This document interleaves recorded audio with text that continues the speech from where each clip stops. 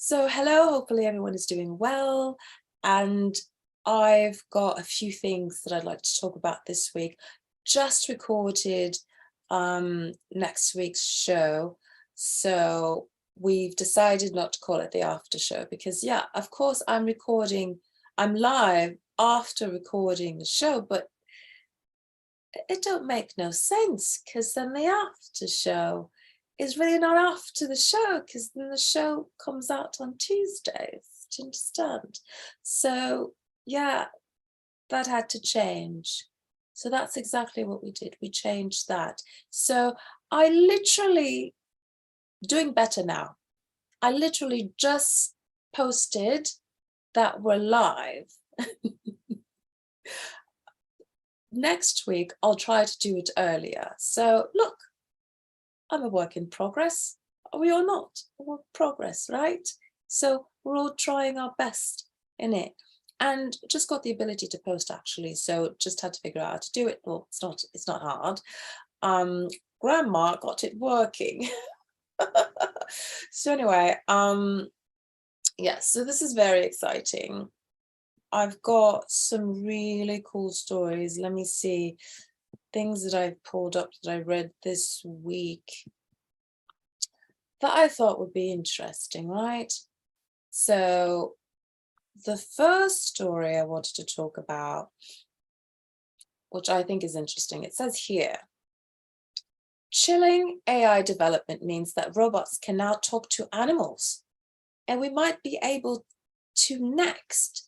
First off, full disclaimer, I already talk to animals, so I don't know what it's going to help me in any fashion, way, or manner, because I already talk to animals. So thank you, been there, done that. I don't know what it is. Every time I do a live, my nose runs.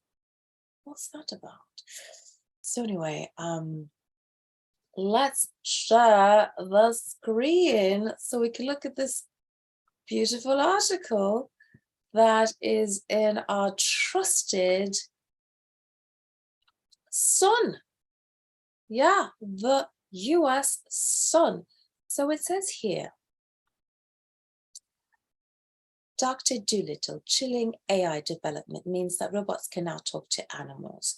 So humans are now one step closer to talking to animals as new technologies are allowing artificial intelligence-enabled robots to speak with different species. What is that about? So Karen Backer, professor at the University of British Columbia, recently revealed this technology is being used to communicate with honeybees, dolphins, and elephants. What are honeybees talking about? Are they talking about how the queen bee is a bee? What do you think? Okay.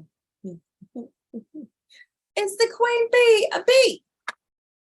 Do you know? That's what I'm wondering what they're talking about. Is that what the little soldier bees are talking about? No, those are soldier ants. Ants, whatever. Dolphins and elephants, and offered up a warning regarding the development. A warning? Okay, that sounds ominous. What does that mean? Why is there a warning? It says here, now this raises a very serious ethical question. I agree, because the ability to speak to other species sounds intriguing and fascinating, but it could be used either to create a deeper sense of kinship or a sense of dominion and manipulative ability to domesticate wild species that we've never, as humans, been able to previously control. So what do you actually mean? That artificial intelligence is going to start acting like how humans do? You know, how we like to manipulate people. Oh, AI is going to do it to animals.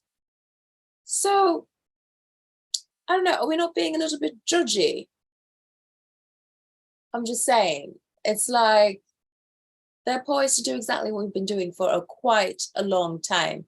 But I think it's interesting how we're so suddenly really scared about it, but it's really us controlling AI. So it's us that's going to be going into these wild habitats, listening in on the conversations, and then finding ways to, cozy up to what the little wildlife and saying, hey, I understand you. Now is the wildlife going to be like, oh my gosh, do you understand what I'm saying? Or is it going to be like, all right, whatever? That's what I'd like to know.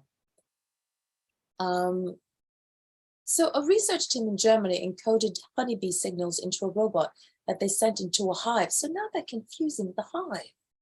That robot is able to use the honeybees' waggle dance communication to tell the honeybees to stop moving. Sounds like AI is a Karen. That sounds like an AI Karen. And it's able to tell those honeybees where to fly for a specific nectar source. Now that's scary. I'm not sure I'm quite happy about that.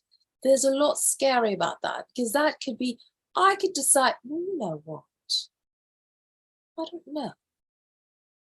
If my neighbors piss me off enough and I can tell a hive, go next door to your thing, they're assholes.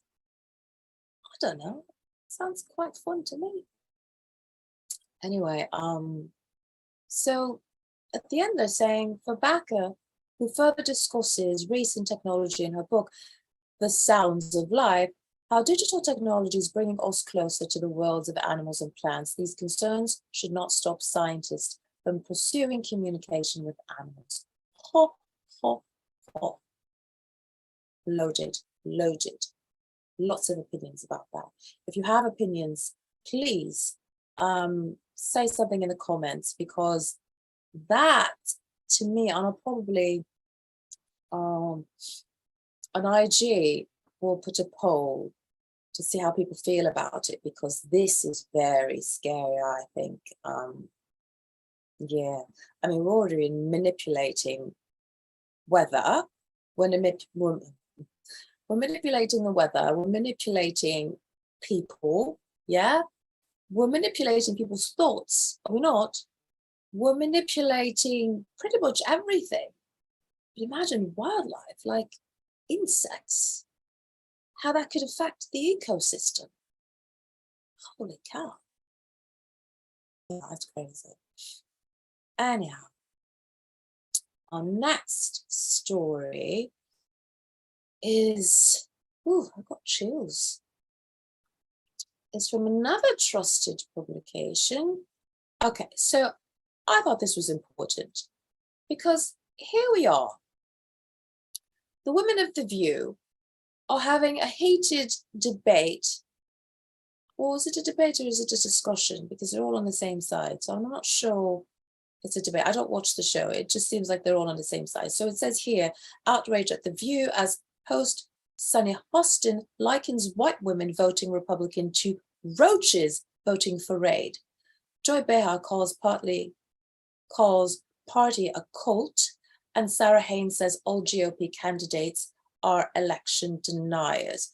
Okay, so first let me share. Well, let me share my opinion about why are we insulting the roaches?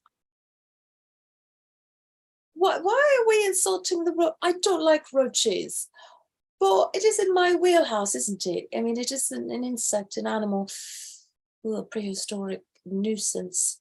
But why are we likening people to roaches? That's just mean, isn't it? Let's see if I can, hopefully the video does work for this one, because I don't know, it sounds really messed up. I hope they're not yelling, right? Hopefully they're not yelling. So let's go in and share.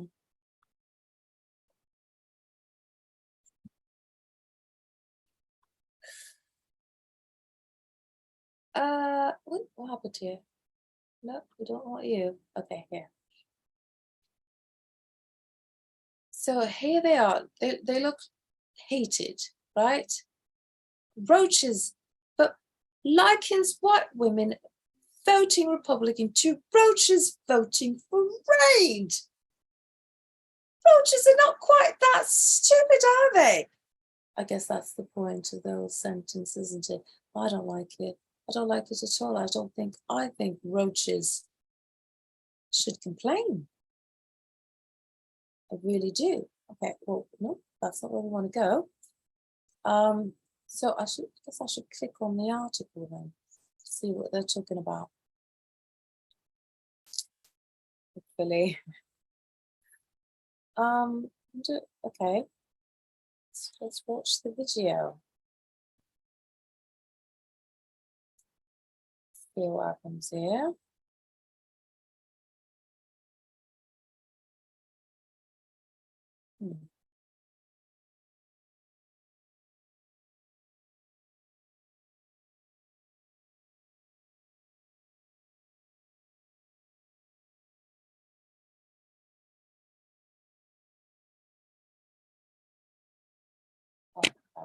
This for me is the abortion issue. I read a poll just yesterday that white Republican suburban women are now going to vote Republican. Right. It's almost like roaches voting for rape, right? It's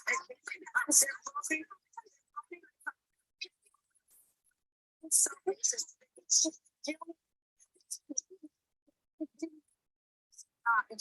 Just saying it's insulting to the voter. People make a decision on what's insulting to the roaches. That is a full stop problem for me that I actually think election deniers being put into office used to be just. Oh my gosh. If there's a roach organization, scares me more they ought to be writing to ABC and the View because that's inflammatory.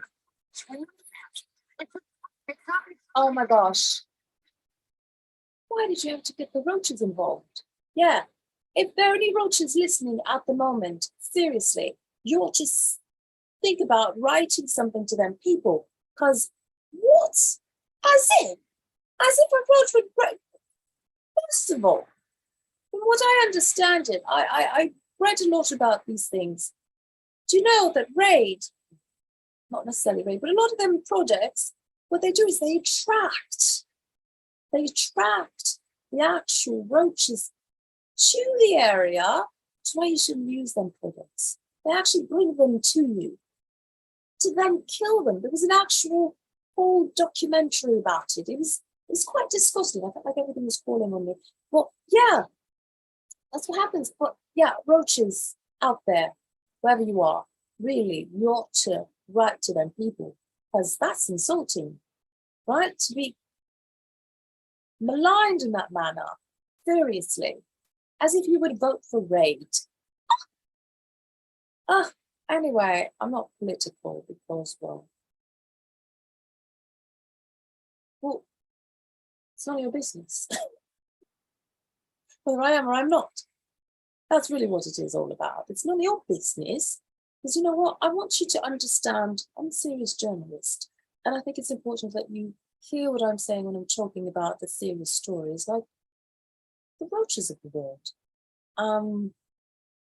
So now our next story, this one is loaded, and it's a little bit of an update, not much of an update, but remember we did talk about Cheryl Burke last week with Izzy, the average rich housewife. So we had a little bit of a conversation about it, and I got to hear what she thought about it, and she'd experienced something similar. So yeah, unfortunately, it sounds like there's still no resolve for Cheryl Burke and Matthew Lawrence, because they've not yet gone to court in terms of custody of their precious dog, Isabella.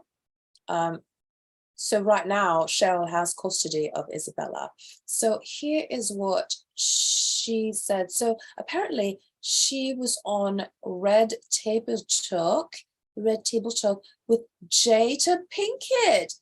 Wow. So nice to see her out and about, back on the red table after, the crazy Will Smith slapping Chris Rock debacle. Good on you, Jada. You're back in the fold, getting the stories. So this is Cheryl Burke, if you haven't noticed. She was on Dancing with the Stars. they did some sort of Dancing with the Stars things recently, like a reunion of sorts or whatever. So she was on that. And here she talks a little bit about, let's just do a little bit of an excerpt of what's on. So how did you feel? Not to get too graphic, but in high school, I'll never forget the person I was with on and off for about 4 years whipped me with a belt. And I had bruises all over my legs. I remember his parents were watching it, didn't do anything. And it wasn't like he was hitting me, he was whipping me.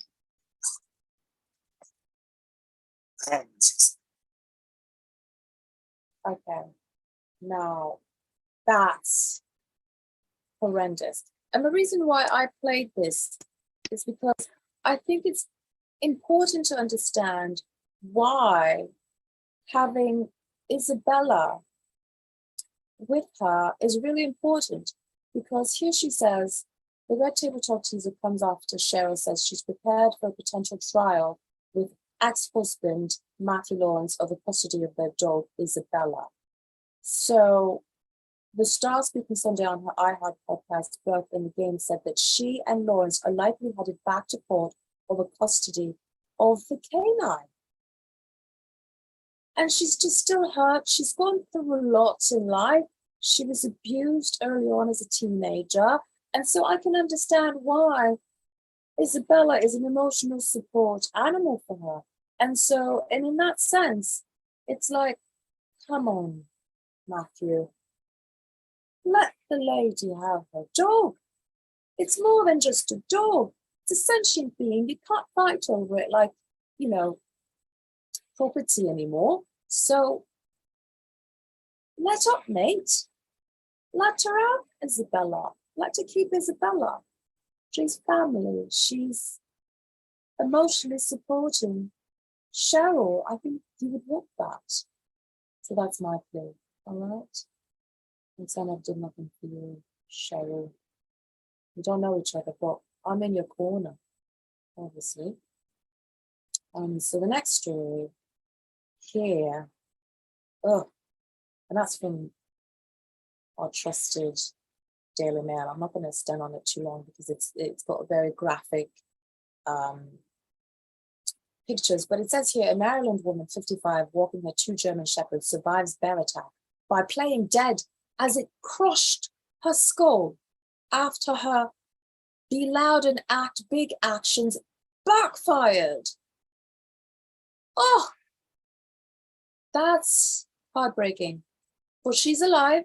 She's apparently doing well. So they're saying here, so while she was walking a German shepherd, Renee Laval, 55, was walking near her home in Frederick County when a bear attacked. And while she tried to scare it away, it swatted her down and mauled her leg and face.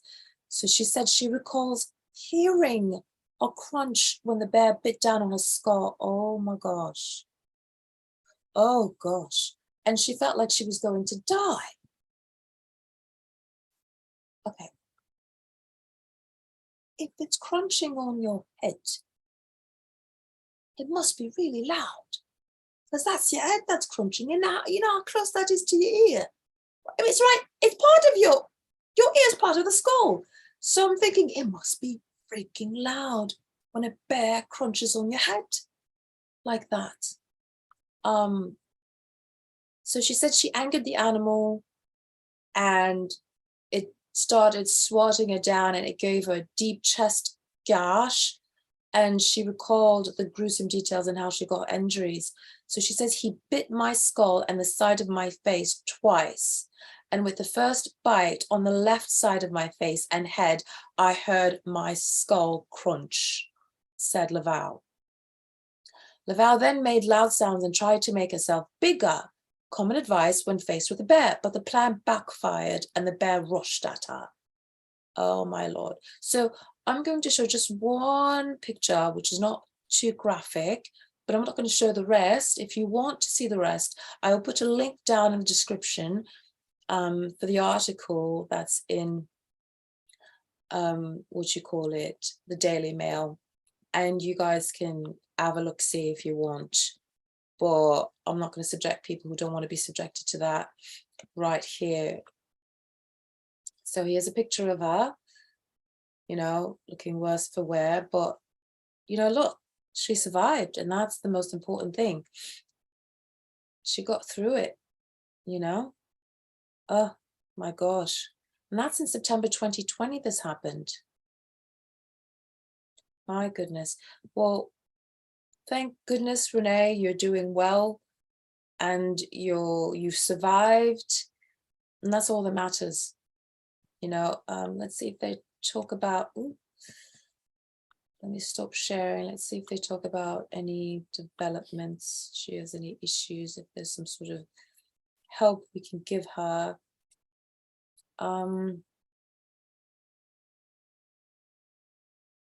So, okay, so Laveau recalls she could not feel any of her severe injuries at the time because her adrenaline was so high. Well, thank goodness for that. And now 2 years on from a harrowing ordeal in 2020, Laveau says she has permanent nerve damage on her scalp, face, and leg, and a scar on her chest from where he initially swatted her to the ground. So luckily neither Lavau's dogs were injured in the attack, and she says she's thankful he left them alone and that she's alive. So there is some advice for every encounter is different, you know, with a bear, but the National Park Service advice for what to do during a black bear encounter is thus. Okay. It says here, if you encounter a bear, it's important to know the difference between a bluff charge and the real thing. Bears may try to scare you away instead of attacking. And then in a bluff charge, the bear will make itself look bigger, have its head, ears open forward and bound towards you before veering off. Now, if a black bear does decide to attack, the National Park Service advice is simple: fight back with everything you have. It's like in big caps. So that's important. Fight back with everything you have. It is advised not to play dead during a black bear attack, though one may become uninterested. And it says direct punches and kicks at the bear's face and use any weapon like rocks, branches, and bear spray are recommended to fight black bear. Oh, sorry about that. Yeah, this is scary. People, take care of yourselves. You know, don't look at this as something that's fun or whatever. You do not want to encounter a black bear.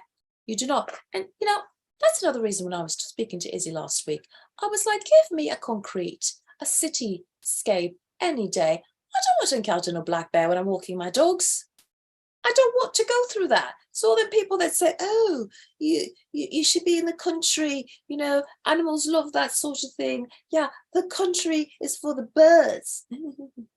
No, the country is for, you know, on the weekends, every now and again. I don't go to the country all the time, but I do go every now and again. We do have a house. And, you know, I relax. I'm not walking nothing. All right. I take a little bit of a walk around the perimeters, right?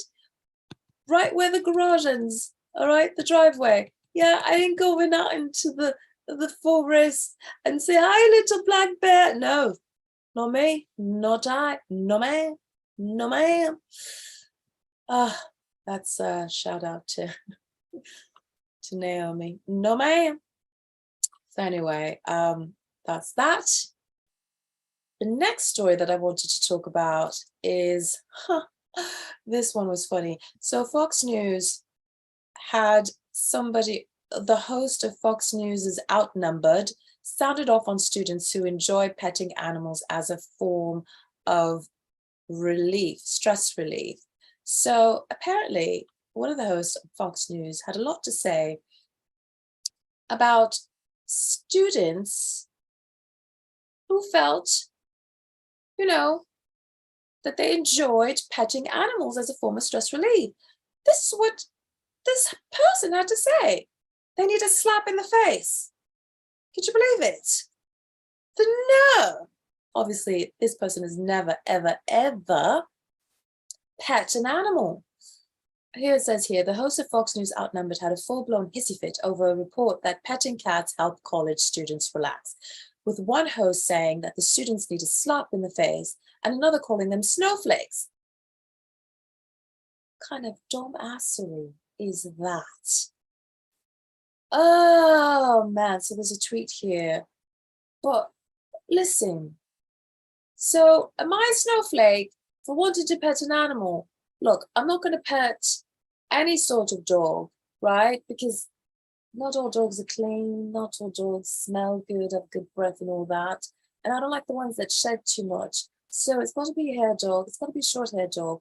It can't be shedding, you know. It's got to also be the kind of dog that like stays where I need it to stay when I'm petting it. So there's that. And it can't be licking me all fucking soon. It can't be licking me all the time. Well, and I'm allergic to cats. I'm allergic to dogs too, mostly, you know, their pet dander. And apparently it's the saliva. You've got to watch out for the saliva. And that's what people are really more allergic to. So I don't know if this is a person that grew up like hating animals, didn't have any. Why don't you look out, find out? I'm sure that's how Dharma started, you know, hating on animals. People who love animals. Like, what's that about? And he just had a lot of things to say. Look, you know, this is what he says.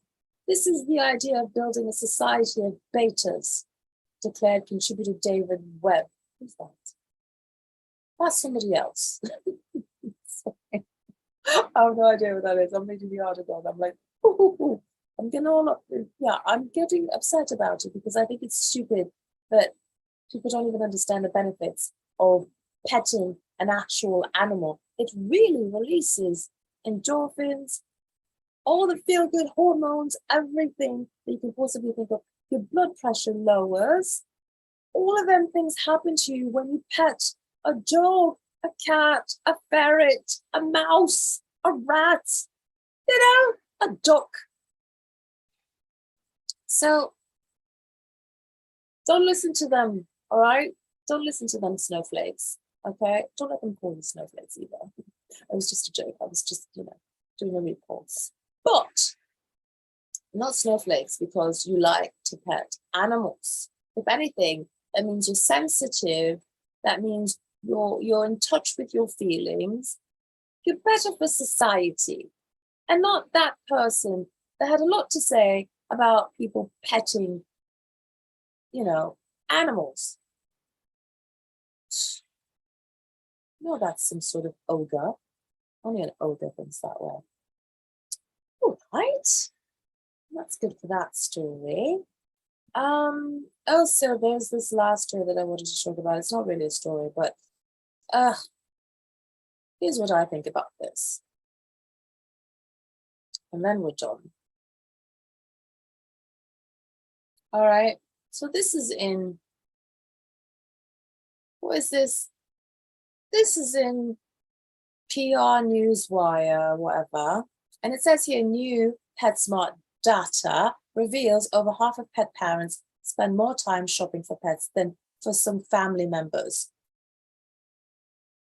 How many of you think it's like an advert for PetSmart? Because it does come from their camp. Do you know what I'm saying? So I don't know how true the data is. I'm not going to speculate, but it says here, according to a new survey by PetSmart, pets are crucial in consideration for pet parents when planning for the holidays, with 87% of respondents intending to carve out special time to bond with their pets, and 82% saying it doesn't feel like the holiday seasons without their pets by their side. Okay, that's reasonable. I can understand that. But when it comes to gift giving, nearly all pet parents, 83%, are very likely to buy a gift for their pet, and more than half, 54%, say they would spend more time shopping for their pets than for some family members.